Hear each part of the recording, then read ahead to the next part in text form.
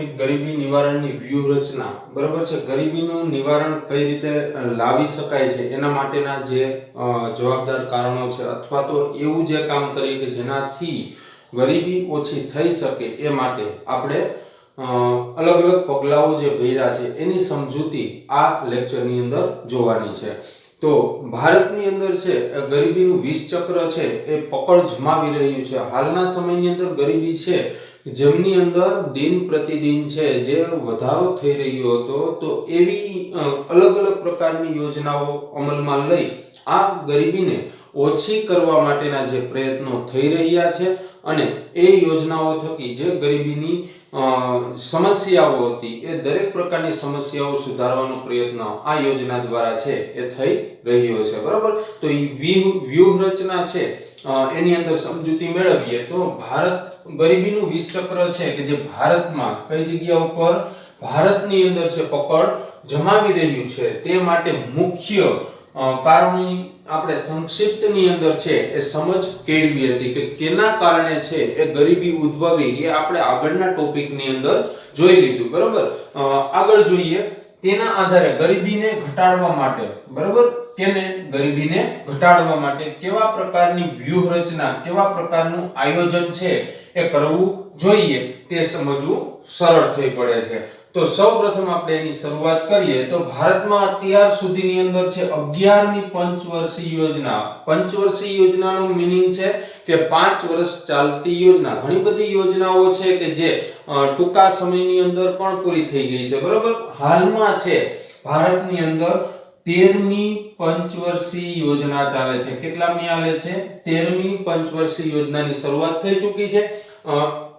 આ જે વાત કરી છે 2011 ની વાત કરી છે, તો ત્યાર સુધીની અંદર કેટલી પંચવર્ષીય યોજના આવી હતી? તો ભાઈ 11મી પંચવર્ષીય યોજના ચાલુ થઈ હતી. પંચવર્ષીય યોજનાની શરૂઆત 1951-52 માં થઈ હતી. ક્યારે થઈ હતી? 1951-52 થી શરૂઆત થઈ હતી. તો જેમની અંદર ગરીબોને જે કંઈ પણ વસ્તુની જરૂરિયાતો છે, દરેક પ્રકારની જરૂરિયાતો કેવી રીતે સંતોષી શકાય એના માટેનું એક સંપૂર્ણ આયોજન કરીને ગરીબો સુધી એ વ્યવસ્થા છે પહોંચાડવાનું હોય છે. આગળ જોઈએ, અત્યાર સુધીમાં ભારતીય અર્થતંત્રની અંદર વિકાસની રણનીતિમાં અને કાર્ય યોજનાઓની અંદર છે ગ્રામીણ ક્ષેત્રોની કેની કરી છે? ગ્રામીણ ક્ષેત્રોની કરવામાં આવેલી ઉપેક્ષા, એટલે કે ગ્રામ્ય વિસ્તારોને છે એ ક્યારેય જોવામાં આવેલા ન હતા. આ ઉપેક્ષાઓ મુખ્યત્વે છે એના માટે જવાબદાર છે. જે કંઈ પણ આપણું આયોજન હોય છે એ આયોજનની અંદર ગ્રામ્ય વિસ્તારોની અંદર જે કંઈ પણ જરૂરિયાતો છે એ લાંબા સમય સુધી છે એ લોકો સુધી પહોંચી ન હતી, માટે થઈને છે આ ગરીબી છે વધારે છે ગ્રામ્ય વિસ્તારોની અંદર જોવા મળે છે.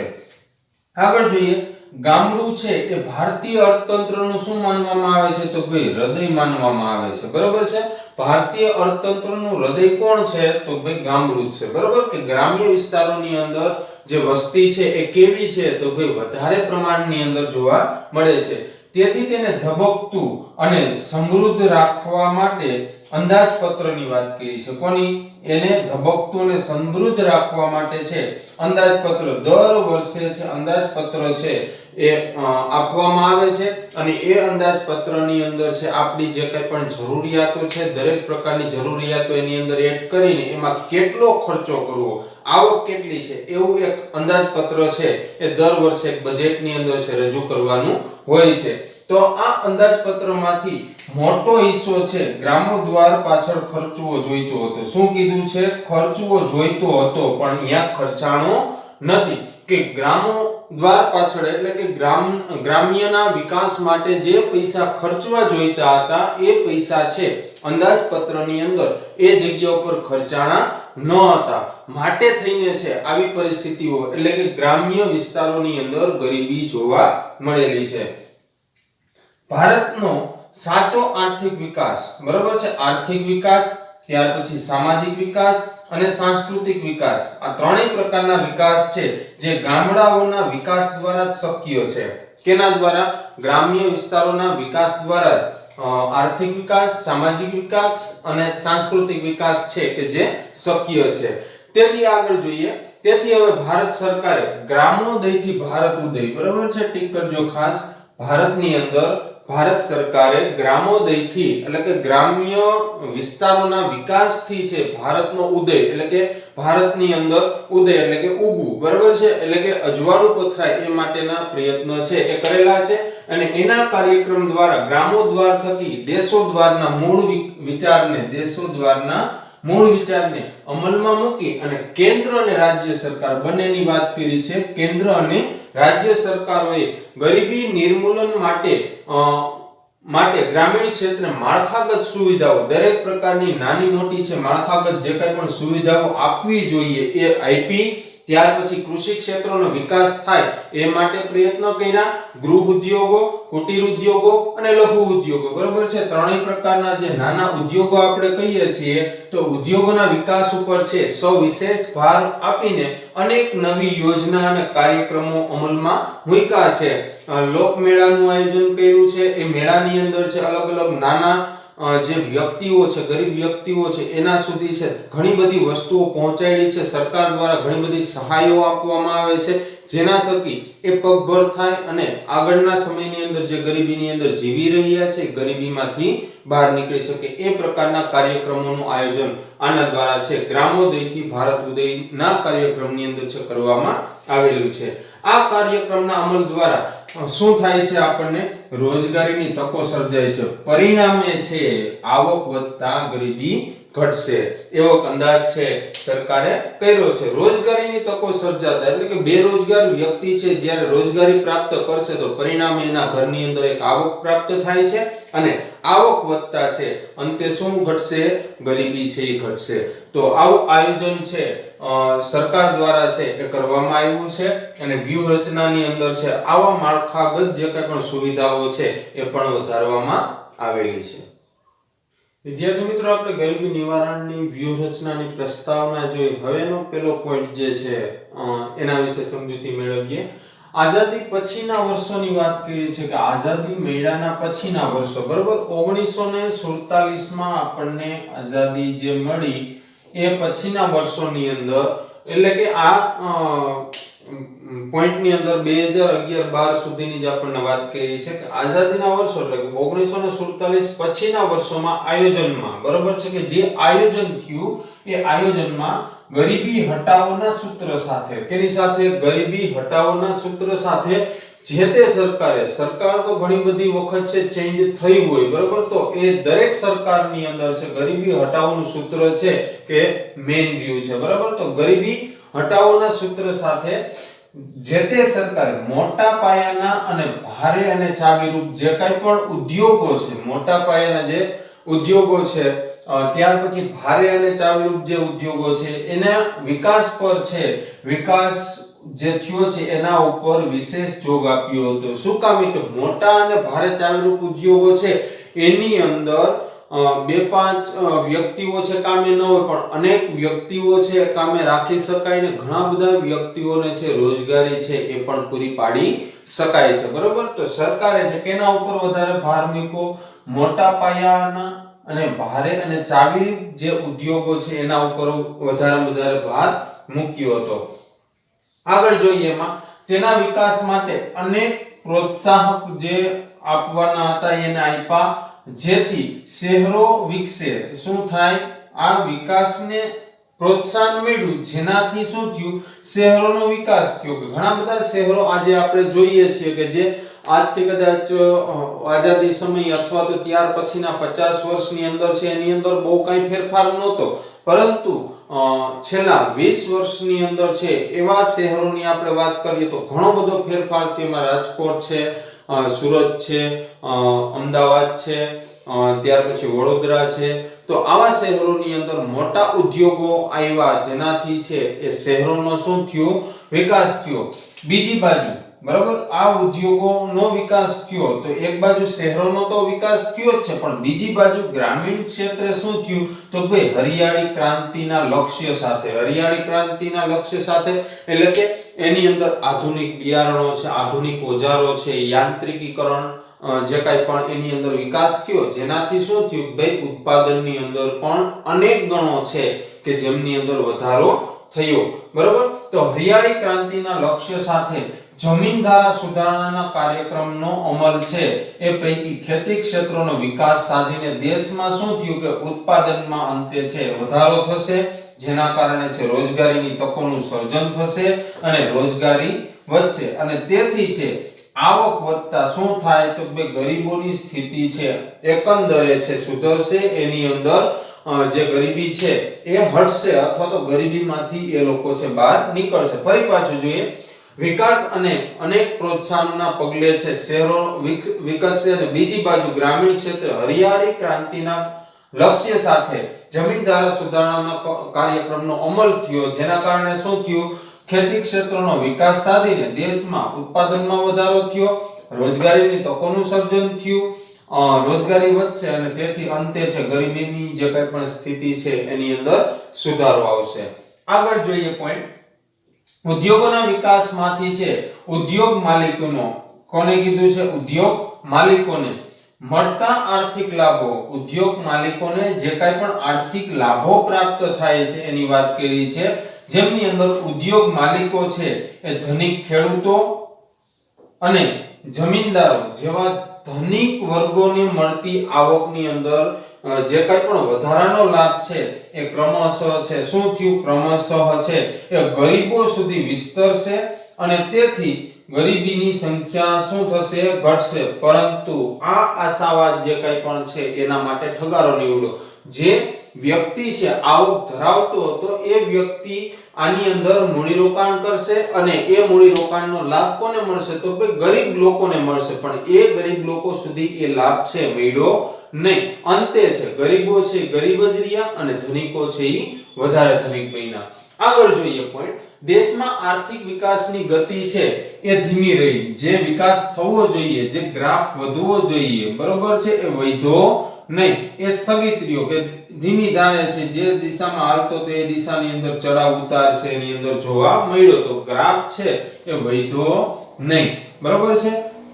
આગળ જોઈએ, મંદ આર્થિક વિકાસની સાથે આવકની અન્યાયી અને અસમાન વહેંચણી થઈ. શું થયું મંદ આર્થિક વિકાસ જે ચાલતો હતો એમાં જે કંઈ પણ આવક છે આવકની અન્યાયી અને અસમાન વહેંચણી થતા આવક અને સંપત્તિનું એ જગ્યા ઉપર છે કેન્દ્રીયકરણ છે સમાજના મોટા જે ટોચના અમુક ધનિકોના જ હાથમાં રહ્યું બરોબર છે, બીજા કોઈ વ્યક્તિ પાસે આવ્યું નહીં. જે ધનિક લોકો હતા એના હાથમાં રહ્યું તો એ પોતાનો બેનિફિટ વિચારી અને બીજું જે કાંઈ પણ છે એ ગરીબ વ્યક્તિ સુધી છે પહોંચાડી શકાને અથવા તો પહોંચી શક્યું હતું, પણ ત્યાંથી પણ પાછું લઈ લીધું. તો જેના કારણે છે આર્થિક વિકાસના લાભોનું વિસ્તરણ થતા અંતે શું થયું ગરીબોની સ્થિતિમાં કોઈ સુધારો થયો નહીં. એ લોકો છે એની એ જગ્યા ઉપર જ રહ્યા. આવકની અસમાન વહેંચણી થતા અંતે શું થયું ધનિકો વધુ ધનિક બન્યા અને ગરીબો છે વધુ ગરીબ બન્યા.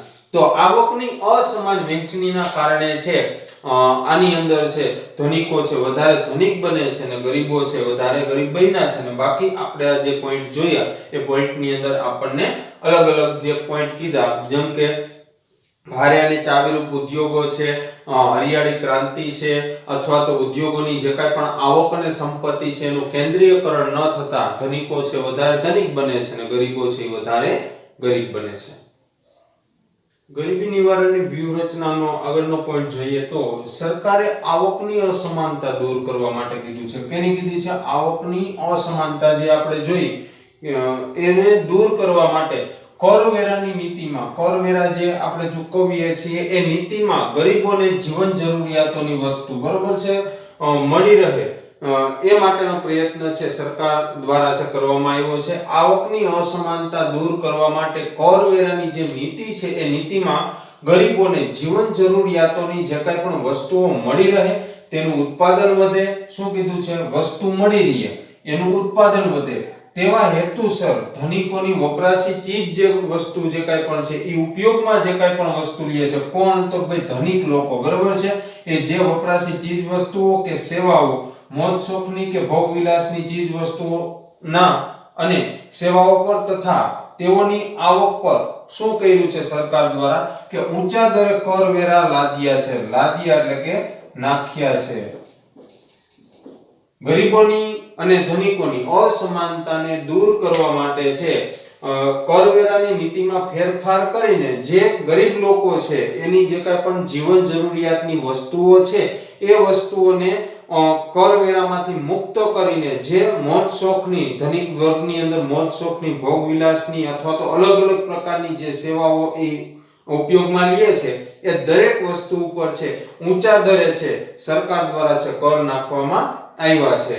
આગળ પોઈન્ટ જોઈએ, તેની સાથે ગરીબોની ચીજ વસ્તુઓ પાછળ શું કર્યું? ગરીબોની ચીજ વસ્તુઓ પાછળ એટલે કે એને જીવન જરૂરિયાતની જે કાંઈ પણ વસ્તુઓ છે એના માટે વપરાશી ખર્ચ વધી ન જાય, આવકનો મોટો હિસ્સો છે જીવનની પાયાની જરૂરિયાતો સંતોષવા પાછળ ખર્ચાઈ ન જાય તેની કાળજી રાખીને શું કર્યું કે આવી વપરાશી બરાબર જીવન જરૂરિયાતની જે કાંઈ પણ વસ્તુઓ છે એ જાહેર વિતરણ પ્રણાલી એટલે કે પીડીએસ હેઠળ છે વાજબી ભાવની દુકાનો, આપણે આગળના પોઈન્ટની અંદર જોયું તો વાજબી ભાવની દુકાનો છે એ PSS દ્વારા છે નિયત જથ્થામાં છે. નિયત જથ્થામાં એટલે કે કુટુંબ દીઠ છે એનું પ્રમાણ જે નક્કી કર્યું છે એ નક્કી કરેલા પ્રમાણની અંદર છે કોને તો ભાઈ ગરીબ લોકોને છે રાહત દરે છે ઘર આંગણે કે ઘર સુધી છે એ પૂરી પાડીને તેમના જીવન ધોરણને છે ઊંચું લાવવાનો વ્યૂહ એટલે કે એક રસ્તો છે એ અપનાવવામાં આવ્યો છે.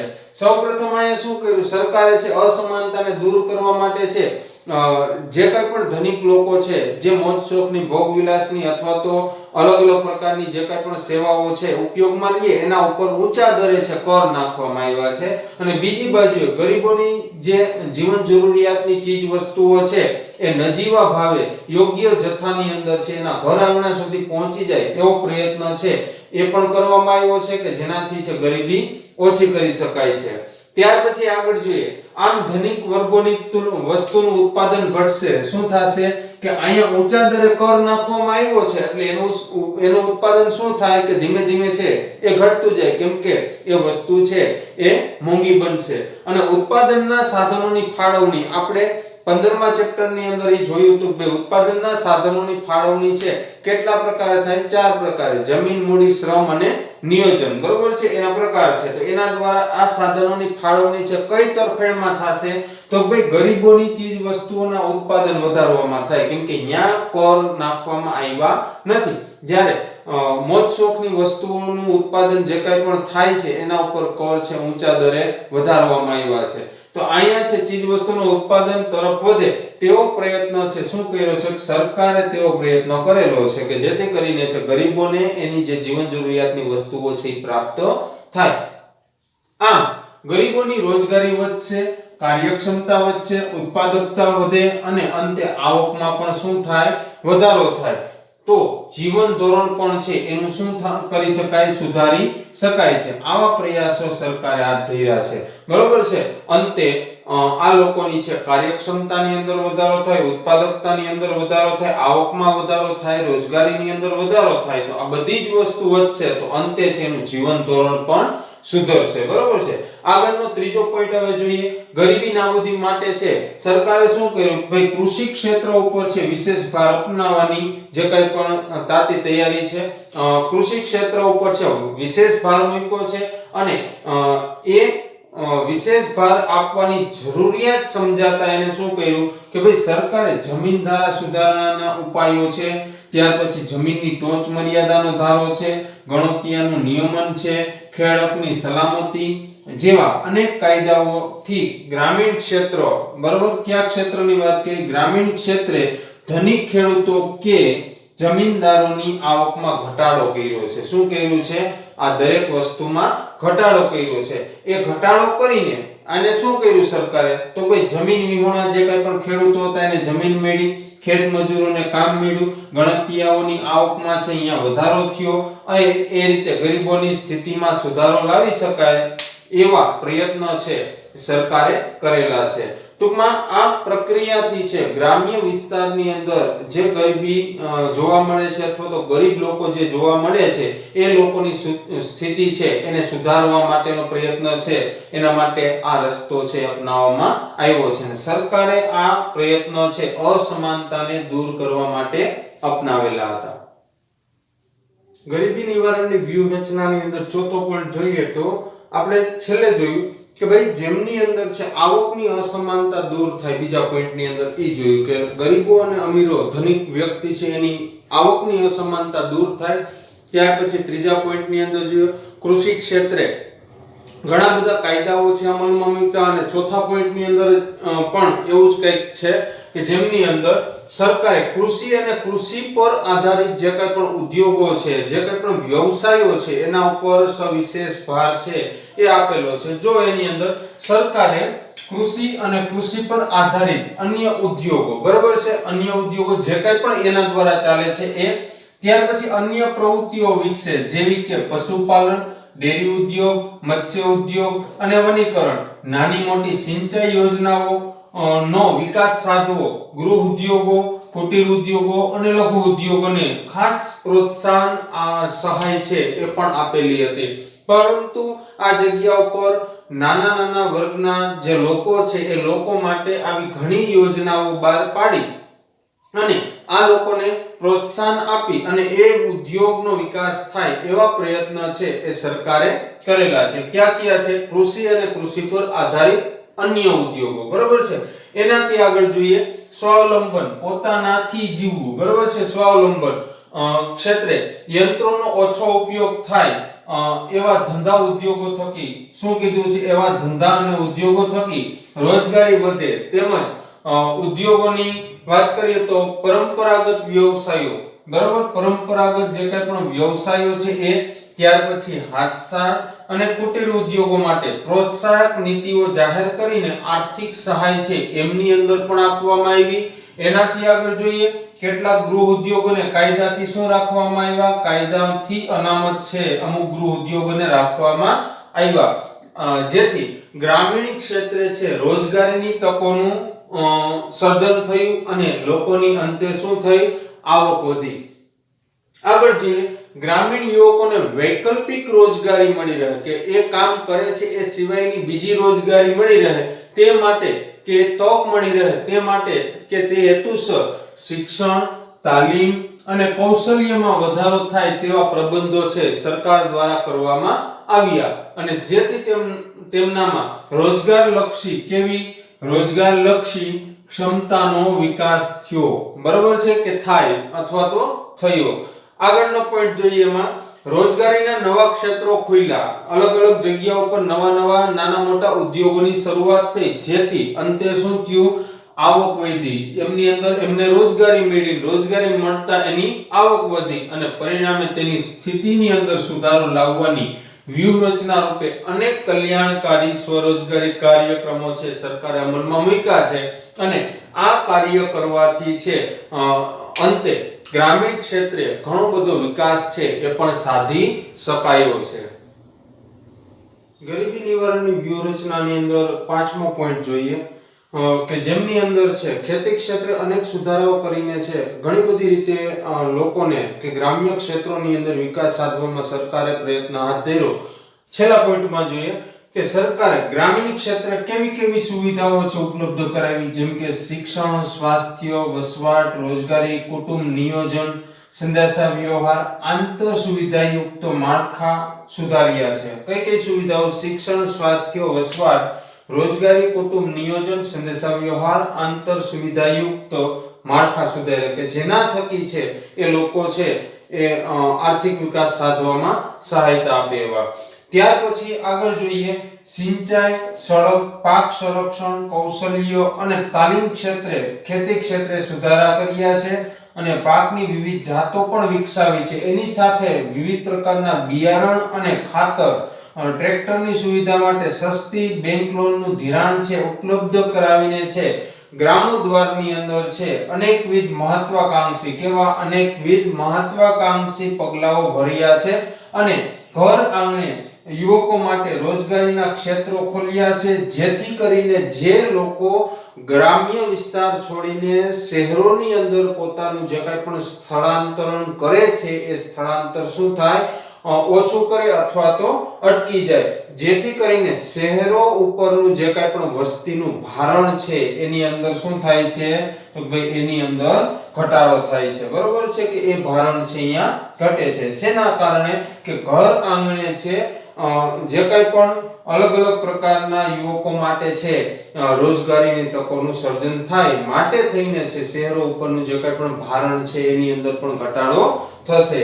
ત્યાર પછી ગ્રામીણ કે નગર કક્ષાએ, બરોબર છે, ગ્રામીણ અને નગર કક્ષાએ છે શાળાઓ ખોલી છે, માધ્યમિક અને ઉચ્ચતર માધ્યમિક શાળાઓ પણ ખોલી છે, થોડાક અંતરે છે એ કોલેજો પણ શરૂ કરી છે, અને ટેકનિકલ અને વ્યવસાય લક્ષી, બરોબર છે, બંને પ્રકારનું કીધું છે, ટેકનિકલ અને વ્યવસાય લક્ષી અભ્યાસક્રમો અને તાલીમ કેન્દ્રોની સુવિધા છે એ પણ ગ્રામ્ય લેવલે અને નગર લેવલે છે એ શરૂ કરવામાં આવેલી છે.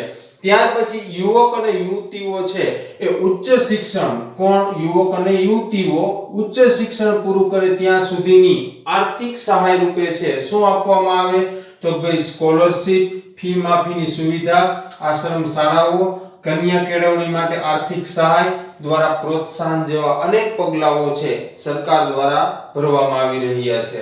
ત્યાર પછી મહિલા સશક્તિકરણના પ્રયાસ રૂપે છે મહિલાઓને આર્થિક રીતે, કેવી રીતે, આર્થિક રીતે પગભર કરવા માટે અને સ્વરોજગારી ઊભી કરવાની વિવિધ નક્કર પ્રયાસો અને કાર્યક્રમો છે આની અંદર છે અમલમાં મૂકવામાં આવ્યા છે. તો આ રીતે ગરીબી નિવારણની વ્યૂહરચનાના 5 પોઈન્ટ જોયા અને અંતે જોઈએ કે આમ સરકાર છે ગરીબીના રાક્ષસને, કયા રાક્ષસની વાત કરી, ગરીબીના રાક્ષસને નાથવામાં વ્યૂહાત્મક રીતે છે એ ક્રમબદ્ધ નક્કર પગલાં છે એ ભરી રહી છે કે હાલમાં છે આ નક્કર પગલાં ભરવાથી છે શું થશે કે ભાઈ ગરીબીની અંદર છે એ ઘટાડો થશે. આમ આ પગલાઓના અમલ થવા છતાં અર્થતંત્રમાં, ક્યાં, અર્થતંત્રમાં ઊંડે ઘર કરી ગયેલી ગરીબીની સમસ્યાને જડ મૂળથી ઉખાડીને ફેંકી દેવાના સ્વપ્નને સાકાર કરવામાં અને વિશ્વ બેંકે જે કંઈ પણ આપણને એક લક્ષ્યાંક દીધો છે, વિશ્વ બેંકના 2030 સુધીમાં વિશ્વમાંથી શું કરવાનું છે, તો ભાઈ વિશ્વમાંથી ગરીબીનું નિર્મૂલન કરવાના, એટલે કે ગરીબી હશે જ નહીં એવું એને કીધું છે. 2030 સુધીમાં ગરીબી નિવારણ થઈ જશે, કોઈ ગરીબ રહેશે નહીં. તો એ સ્વરૂપે છે એ જે મિશન છે એ મિશન રૂપે પૂર્ણ કરવામાં ભારતે હજી શું કરવાનું છે કે ભારતે હજી ઘણી મોટી મંજિલ છે એક મક્કમ પગલે છે એ કાપવાની રહેશે, જેથી કરીને છે એ મિશન છે એ પૂરું થાય ત્યાં સુધીની અંદર ભારતમાંથી છે એ ગરીબી છે એ પણ ઓછી થઈ જાય. તો આ રીતે ગરીબી નિવારણની જે કંઈ પણ વ્યૂહરચના છે એ બતાવવામાં આવેલી છે.